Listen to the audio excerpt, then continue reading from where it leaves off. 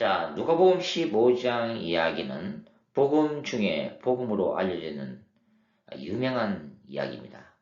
교회를 다니시는 분들은 물론이거니와 불신자들도 몇 번 들어서 알고 있는 이 유명한 이야기, 탕자의 기양을 포함해서 집안에 남아있는 마다들에 관한, 그리고 이 이야기를 통해서 주시고자 하는 하나님의 놀라운 복음의 메시지가 이 이야기 속에 담겨 있죠. 우리가 누가복음 14장부터 16장까지 하나의 거대한, 하나의 큰 구조 속에서 누가복음 15장 이야기를 읽을 때 우리는 이 이야기 속에 하나님의 사랑 이야기, 구원의 이야기뿐만 아니라 또한 심판이라고 하는 경고의 메시지도 함께 포함되었다는 것을 우리는 알 수가 있습니다. 즉, 이 세 장에 걸친 전체 구조 속에서 바리새인들이 예수님을 비판하고 있고, 그 비판에 대한 예수님의 응답으로서의 시리즈 설교들로 구성되어 있다. 즉, 바리새인들의 감시에 대한 예수님의 반응으로서의 가르침과 비유가 14장이며, 바리새인들의 비판에 대한 예수님의 반응으로서의 가르침과 비유가 누가복음 15장이다. 그리고 15장에 등장하는 일은 양 비유, 잃어버린 한 드라크마 비유, 그리고 돌아온 탕자 및 집안의 큰 아들 비유에 대해 바리새인들이 다시 비웃자 예수께서 결론으로 제시하신 비유가 바로 부자와 거지 나사로 비유인 것이다.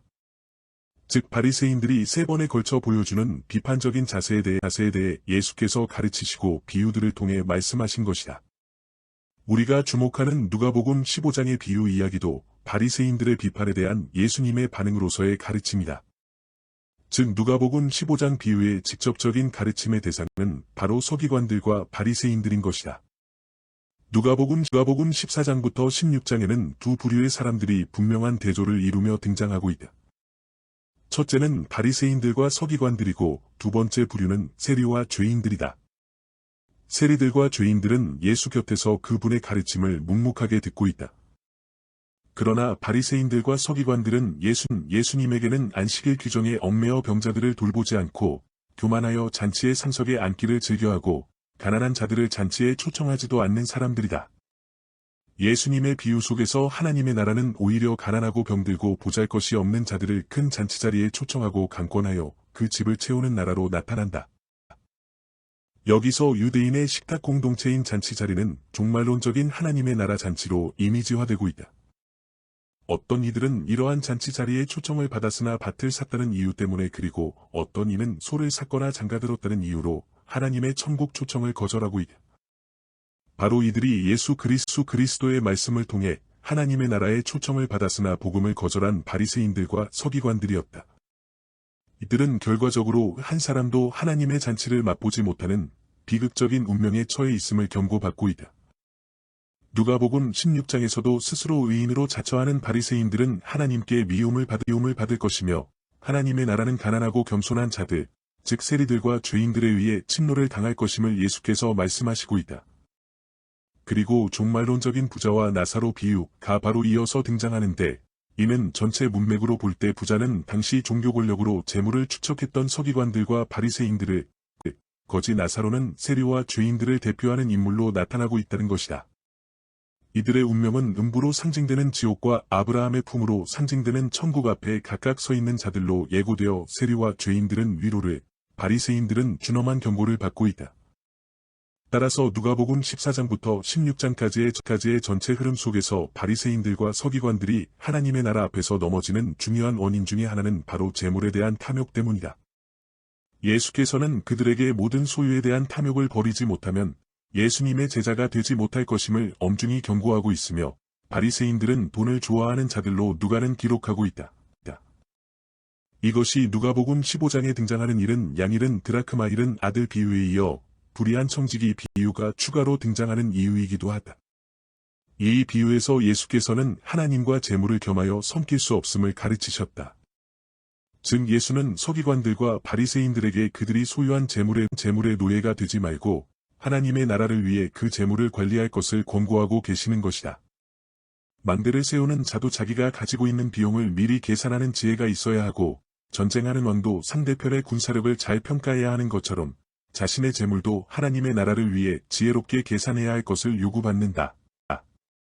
이 요구는 불의한 청지기 비유로 다시 반복된다.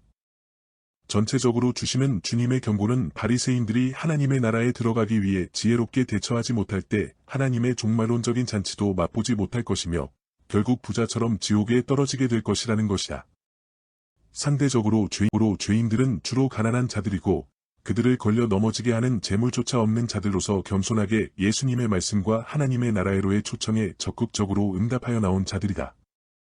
이들은 회개한 자들로 하나님의 나라에 먼저 초청된 바리새인들은 나중된 자들이 되고 나중에 초청된 세리들과 죄인들이 먼저 하나님의 나라에 들어가는 역설적인 일이 일어나고 있다는 것이다. 그리고 전체적인 문맥에서 보면 누가복음 15장 비유 이야기는 단순히 하나님의 사랑만을 강조하는 낭만적인 이야기가 아니다. 즉 푸른 초장에 편안하게 앉아 아름다운 주변 경관을 즐기면서 듣는 그런 여유로운 이야기가 아니라는 것이다. 이는 영원한 하나님의 나라에 들어가느냐 아니면 지옥불에 떨어지는가의 긴박함과 운명적인 갈림길에 서 있는 자들에게 던지는 예수님의 뜨거운 심장이 담겨있는 비유 이야기이다. 즉 종말론적인 관점에서 이 비유를 다시 읽어야 한다는 것이다. 누가복음 15장 비유에서 마지막 비유 말씀을 다시 읽어보자. 어떤 사람에게 두 아들이 있는데 그 둘째가 아버지에게 말하되 아버지여 재산 중에서 내게 돌아올 분깃을 내게 주소서 하는지라. 아버지가 그 살림을 각각 나눠주었더니 그 후 며칠이 안 되어 둘째 아들이 재물을 다 모아가지고 먼 나라에 가 거기서 허랑방탕하여 그 재산을 낭비하더니 다 없앤 후 그 나라에 크게 흉년이 들어 그가 비로소 궁핍한지라. 가서 그 나라 백성 중 한 사람에게 붙여 사니 그가 그를 들로 보내어 돼지를 치게 하였는데 그가 돼지 먹는 쥐엄 열매로 배를 채우고자 하되 주는 자가 없는지라. 이에 스스로 돌이켜 이르되 내 아버지에게는 양식이 풍족한 품꾼이 얼마나 많은가. 나는 여기서 줄여 죽는구나. 내가 일어나 아버지께 가서 이르기를 아버지 내가 하늘과 아버지께 죄를 지었사오니 지금부터는 아버지의 아들이라 일컬음을 감당하지 못하겠나이다. 나를 품꾼의 하나로 보소서 하리라 하고 이에 일어나서 아버지께로 돌아가니라.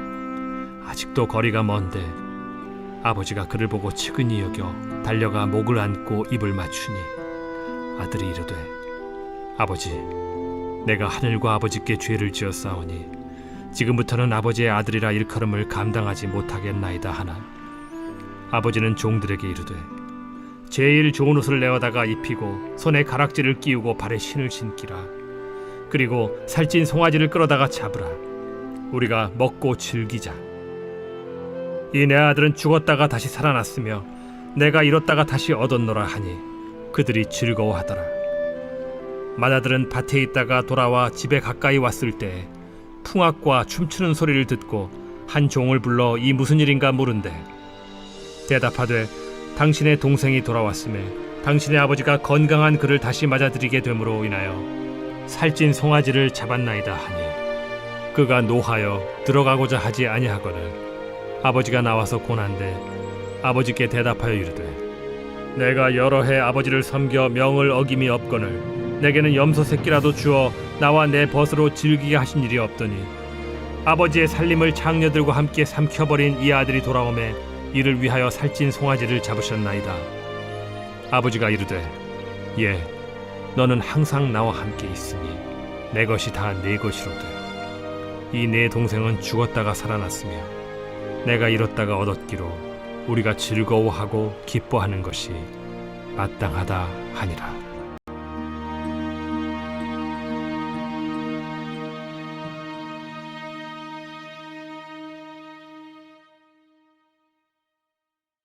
여기에서 서론적 배경으로서의 누가복음 15장 1절과 2절 말씀은 누가복음 15장 비유적 가르침이 나온 직접적인 배경을 설명하고 있다.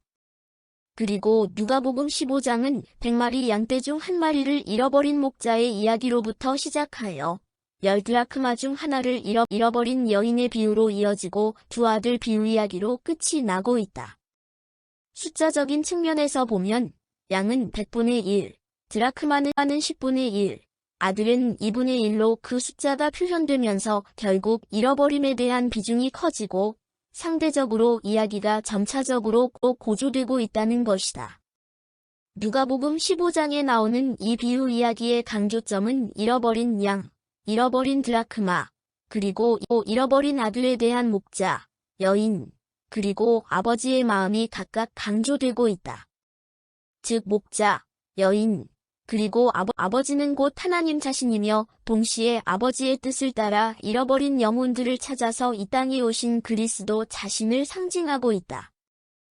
이 비유 이야기들은 두 아들 이야기에 이르러 그 절정을 이루고 있다.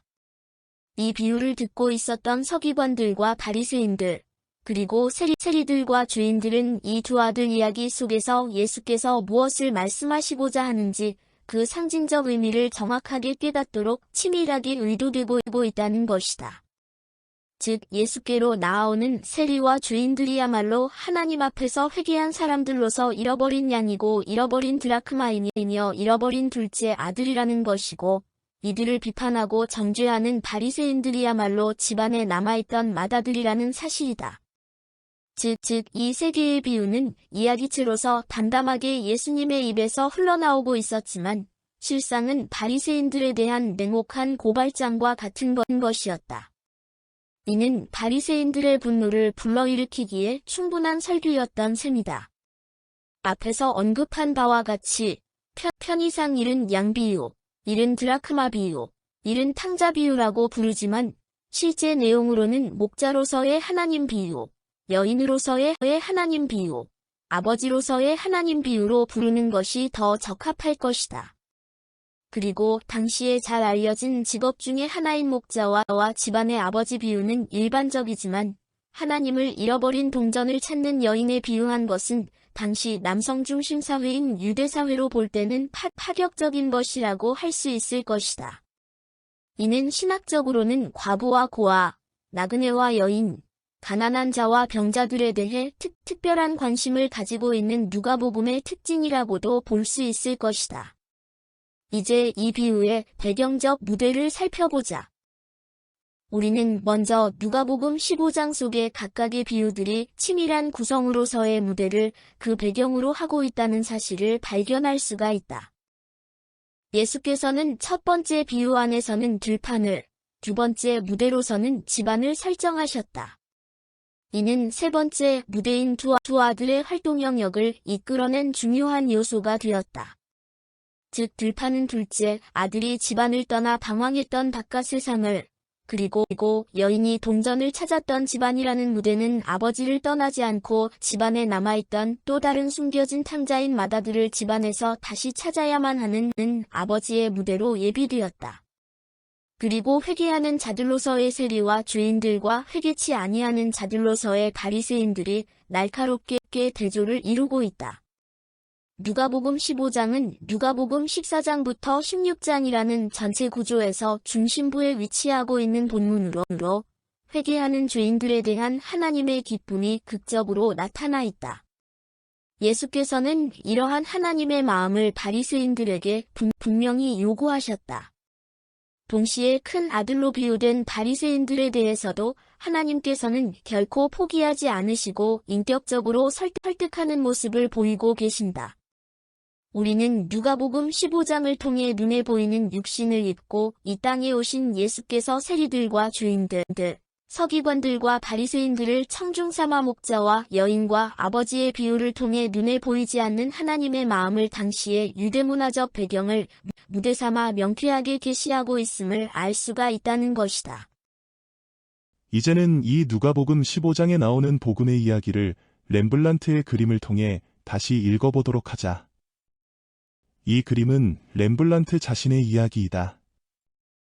즉, 빛의 화가라고 불리우는 렘블란트는 젊은 시절의 화가로서의 명성과 부로 인하여 교만하고 방탕했던 것으로 알려져 있다. 그리고 그의 인생은 비극적인 가족사로 얼룩져 있다. 그는 사랑하는 자녀들과 아내를 먼저 잃고 인생 말년에는 고독 가운데 가난과 빚 독촉에 시달리면서 1669년에 네덜란드 암스테르담의 빈민촌에서 쓸쓸하게 죽어갔다. 신실한 개신교 신자로 알려져 있는 렘블란트는 그 힘든 인생의 어두운 터널 속을 통과하면서 그의 궁극적인 희망을 화폭에 담았다. 즉, 누가복음 15장의 이야기를 기초로 하여 하나님 품으로 돌아온 고달픈 탕자와 같은 자신의 인생을 그림 속에 집어넣은 것이다. 바로 대작, 탕자의 귀환 이다. 그림 중간에 앉아있는 귀족풍의 사나이가 바로 렘블란트 자신이며 기둥 뒤에서 쳐다보는 여인과 외관상 잘 보이지는 않지만 왼쪽 어두운 가운데 서 있는 또 다른 여인은 그의 사별한 부인들을 의미하는 듯하다. 렘블란트는 빛의 화가답게 그림 속에서 아버지와 탕자 그리고 마다들의 모습을 밝은 빛으로 처리하고 있다. 그러나 탕자를 반갑게 맞이하는 아버지와 거리를 두고 묵묵히 쳐다보고 있는 오른편의 마다들의 모습은 돌아온 동생과의 갈등을 표현할 뿐만 아니라 아버지와도 거리를 둘 수밖에 없는 마다들의 내면적 분노를 나타내고 있다. 그리고 아버지의 한쪽 눈은 집 나간 둘째 아들에 대한 오랜 기다림과 그리움에 지쳐 짓물려 있는 상태이고 탕자의 어깨를 감싸고 있는 아버지의 두 손은 한쪽은 남성의 거친 손, 다른 손은 여성의 부드러운 손으로 그려져 있어서 보는 이들의 궁금증을 자아내고 있다. 탕자의 머리는 추록한 죄수와 같은 모습이며 헤어진 너덜거리는 옷, 닳고 벗겨진 샌달, 상처난 발, 그리고 겉옷 사이에 희미하게 묻어있는 핏빛은 탕자가 경험한 고난의 삶을 대변하고 있다. 그림 속의 탕자는 사실 죄와 숱한 상처 가운데 방황할 수밖에 없는 인간 실존 그 자체를 상징하고 있다.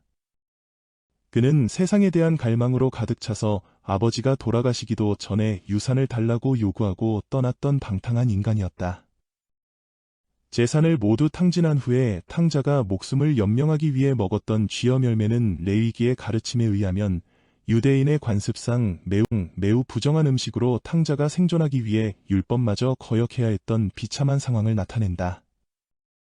하나님을 떠난 죄인들의 처참한 실존을 렘브란트는 그가 그린 탕자의 모습에서 재현하고 있는 것이다. 뒤따르는 탕자의 처절한 고백과 탕자의 귀환에 대한 아버지의 환대는 죄인된 인간들이 회개하고 하나님께로 돌아왔을 때 하나님이 보여주시는 그분의 마음을 감동적으로 그려내고 있다. 인간이 하나님의 은혜를 체험할 수 있는 길은 자신의 내면적 죄악을 깨닫고 하나님께로 돌이키는 것이다. 따라서 비록 죄인이지만 탕자의 고백은 그만큼 귀한 것이다. 이는 예수 당시의 죄인들, 즉 세리와 창녀들이 복음 앞에서 하나님께 돌이킨 것을 의미할 뿐만 아니라 오고 가는 모든 세대의 인간들에게 하나님께로의 본질적인 회개를 촉구하는 메시지를 담고 있다.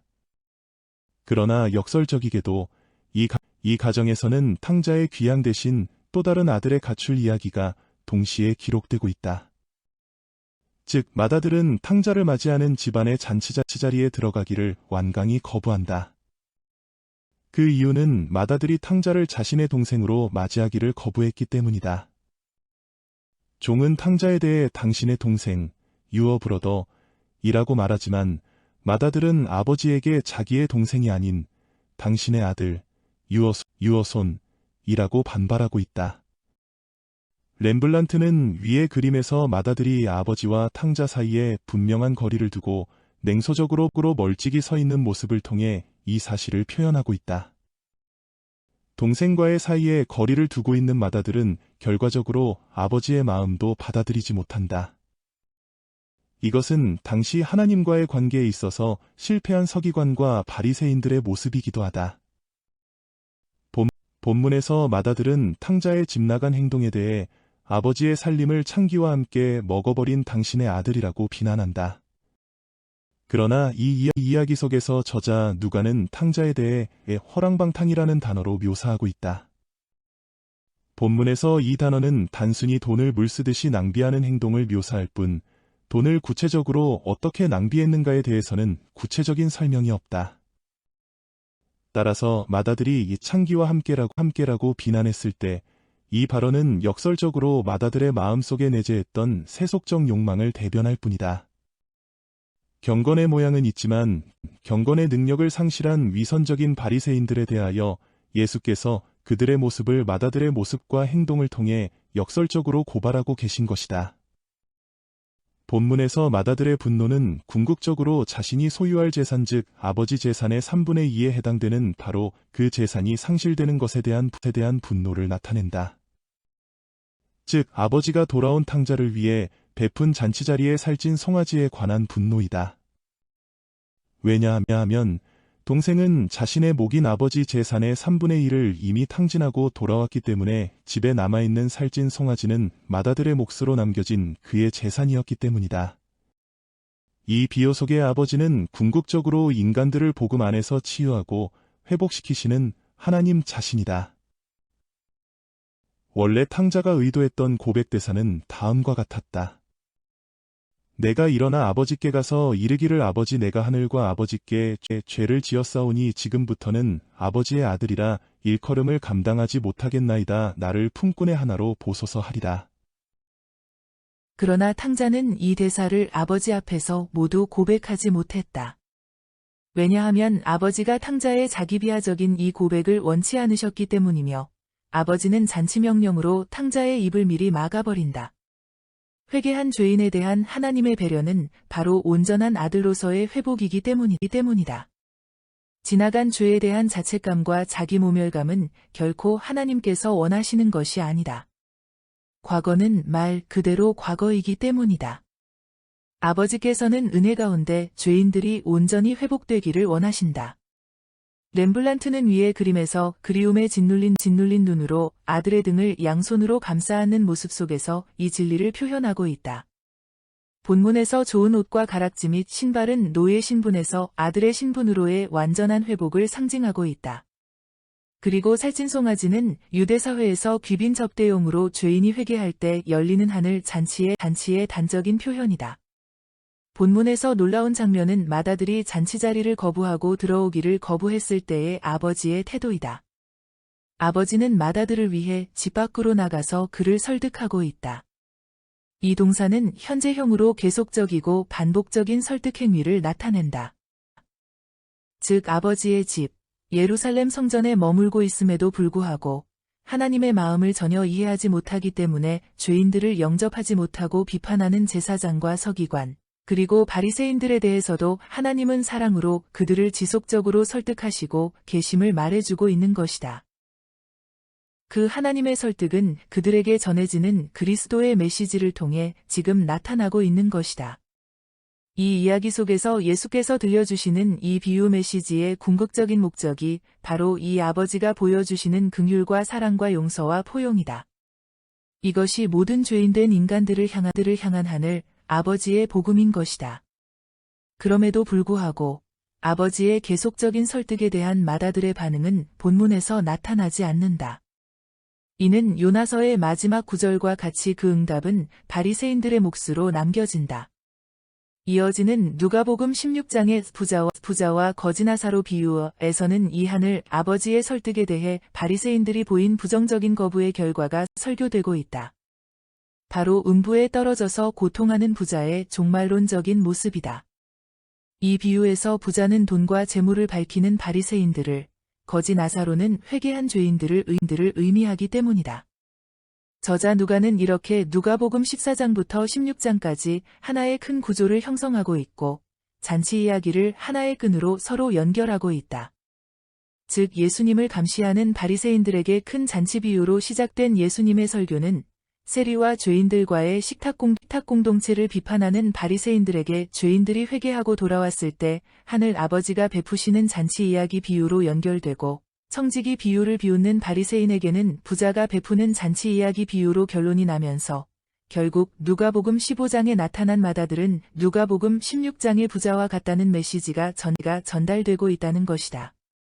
즉 맏아들에 해당하는 서기관과 바리새인들이 회개하지 않으면 마침내 부자처럼 음부로 떨어지는 종말론적인 운명에 처해지게 될 것이라는 엄중한 예수님의 경고가 포함되어 있는 시리즈 설교에 해당한다.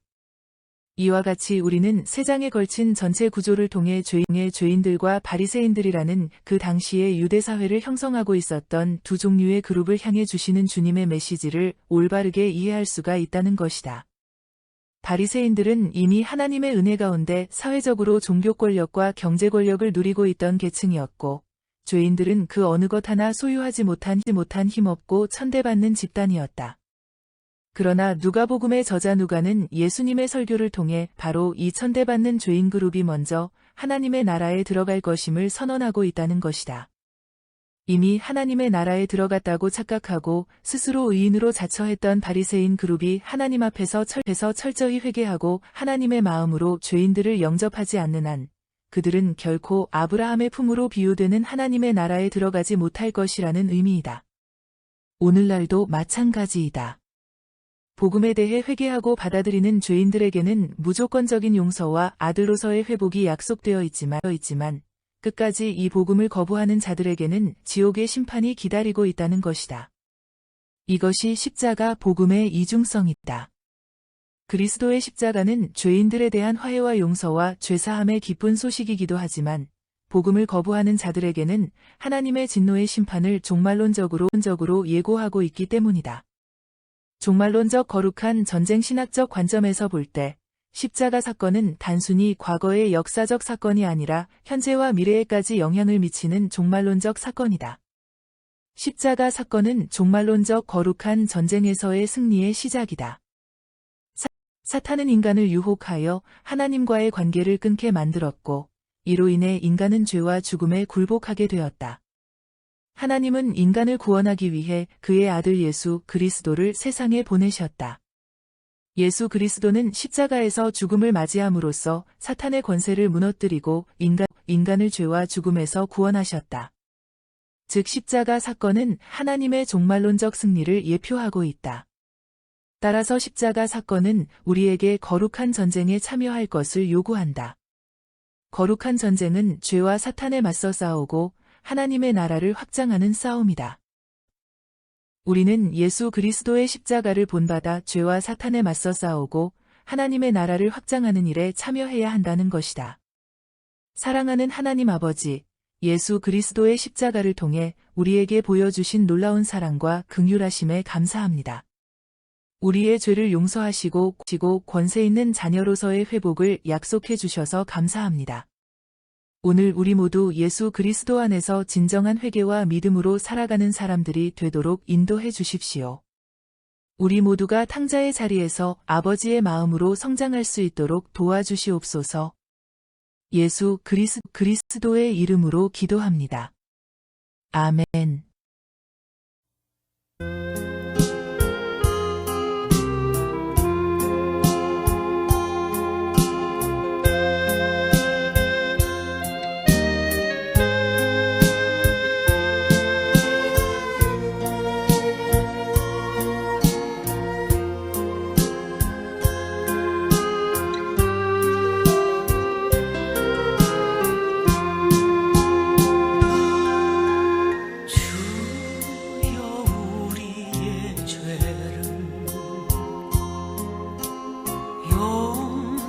용서하여 주소서. 지난 날의 잘못을 사하여 주옵소서. 주여 우리의 죄를 용서하여 주소서. 지난 날의 잘못을 사하여 주옵소서. 주여 주여 나의 죄를 위하여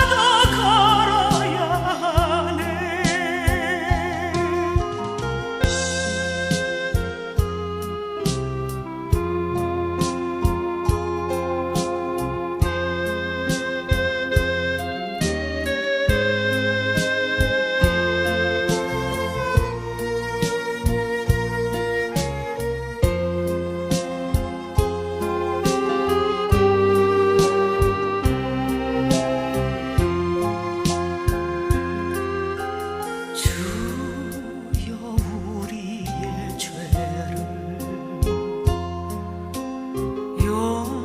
용서하여 주소서. 지난 날의